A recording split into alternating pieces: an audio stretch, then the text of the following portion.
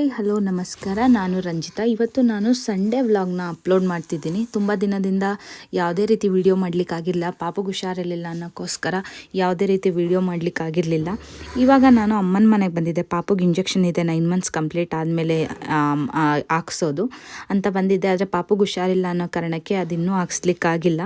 ಅದೇ ರೀತಿ ಭಾನುವಾರ ಮನೆ ದೇವರು ದರ್ಶನ ಮಾಡೋಣ, ಅವ್ನಿಗೆ 8 ಮಂತ್ಸ್ ಕಂಪ್ಲೀಟ್ ಆದಮೇಲಿಂದನೂ ದೇವಸ್ಥಾನಕ್ಕೆ ಹೋಗ್ಬೇಕಂತ ಎಷ್ಟು ಅಂದ್ಕೊಂಡ್ರೂ ಕೂಡ ಬರ್ತಿರ್ಲಿಲ್ಲ.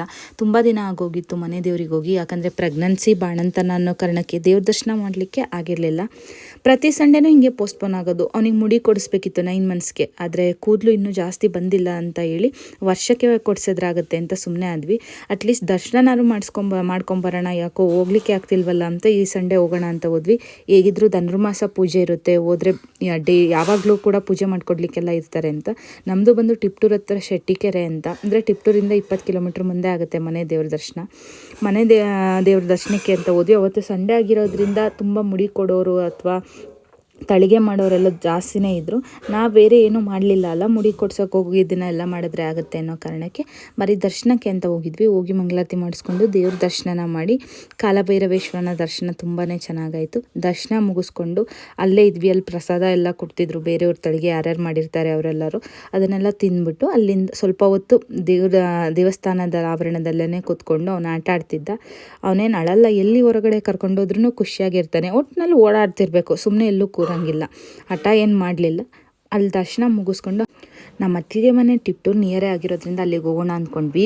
ಆದರೆ ಅವರೆಲ್ಲರೂ ಕೂಡ ಮಡಿಕೇರಿ ಟ್ರಿಪ್ ಹೋಗಿದ್ದಾರೆ ಅಂತ ಗೊತ್ತಾಯಿತು. ಬೇರೆ ಎಲ್ಲೂ ಹೋಗ್ಲಿಕ್ಕೆ ಹೋಗಿಲ್ಲ. ಅಂದರೆ ನಮ್ಮ ಅಮ್ಮನ ಕಡೆ ಮನೆ ದೇವ್ರೇನಿದೆ ಅದು ಕೂಡ ನಮ್ಗೆ ಆನ್ ದ ವೇ ಟಿಪ್ಟೂರ್ ನಿಯರೇ ಸಿಗೋದು. ಈ ಕಡೆಯಿಂದ ಹೋಗ್ಲಿಕ್ಕೆ ಆಗಿರಲಿಲ್ಲ. ಹೋಗುವಾಗ ಮೊದಲು ಕಾಲಭೈರವೇಶ್ವರನ ದರ್ಶನ ಮಾಡಿಕೊಂಡು ಬರುವಾಗ ದರ್ಶನ ಮಾಡ್ಕೊಂಡು ಬರೋಣ ಅಂತ ಹೋಗಿದ್ವಿ. ಅಷ್ಟರಲ್ಲಾಗಲೇ 2:30 ಆಗಿತ್ತು. ಅಲ್ಲೇ ಟಿಪ್ಟೂರಲ್ಲೇ ಒಂದು ಹೋಟೆಲ್ಗೆ ಹೋಗ್ಬಿಟ್ಟು ಊಟ ಮಾಡಿಕೊಂಡು ಅವರು ಭರತ್ ಅವರ ಕಸಿನ್ ಕೂಡ ಒಬ್ಬರು ಇದ್ದರು, ಅದಕ್ಕೆ ಮಗ. ನನಗೆ ಟಿಪ್ಟೂರ್ ಹತ್ರನೇ ಅವ್ರದ್ದು ಊರಾಗಿರೋದ್ರಿಂದ ಹತ್ರ ಆಗಿರೋದ್ರಿಂದ ಅವ್ನಿಗೆ ಕಾಲ್ ಮಾಡಿ ಕರೆಸ್ಕೊಂಡ್ವಿ ಮನೆಯಲ್ಲಿದ್ದ ಅಂತ.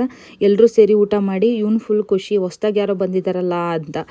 ಬಂದಮೇಲೆ ಅಲ್ಲೇ ಊಟ ಮಾಡಿಕೊಂಡು ಅವನಿಗೇನು ತಿನ್ನಿಸ್ತಿಲ್ವಲ್ಲ ಅನ್ನೋದೇ ಅವ್ನಿಗೆ ಬೇಜಾರು. ಏನಾದರೂ ಚೂರು ಕೊಟ್ಟರೆ ಫುಲ್ ಖುಷಿ ಆಗ್ಬಿಟ್ಟು ಕೊಡಿ ಅಂತ ಅಂತಿದ್ದ.